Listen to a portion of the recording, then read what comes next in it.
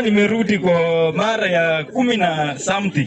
Huyu jamaa namwambia karibu, Bungoma ni yetu, sisi ndio tumezaliwa Bungoma. Didmus anatoka Kimilili na hata ana mzazi. Tutaki kuwa atumfanya awe yatima. Akikutana Bungoma na magunzi atakufa. Hiyo naacha nikwambie, sikudanganye. Bungoma tumeifanya inakuwa ngome ya Mheshimiwa Edwin Watenya Sifuna. Anazaliwa Kandui na anakuja kwao.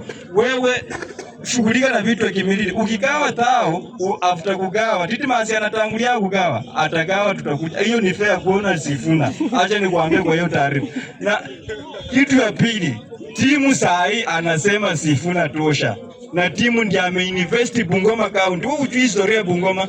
Timu ameinvest Bungoma County, ameandika watu karibu 2000 kwa mahoteli hadi whatever. So vitu ya Bungoma tuache sisi wenye Bungoma tuongee, wewe ongelea vitu ya hapa yenye hata ikusaidii. Sisi ni wakulima, inatuuma. Watu kama Didmus hawa ndio wameuza Nzoia, wameuza yani kila kitu. Hawa watu yani hata poka kupe kwa ng'ombe wanaweza uza.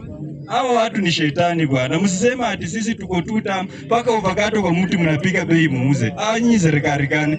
Simuuze kitu moja mtuache kitu kingine kama sisi mayatima bwana. Kila kitu mnataka mchukue. Mnataka mchukue mpaka bibi. Thank you Mr. Speaker.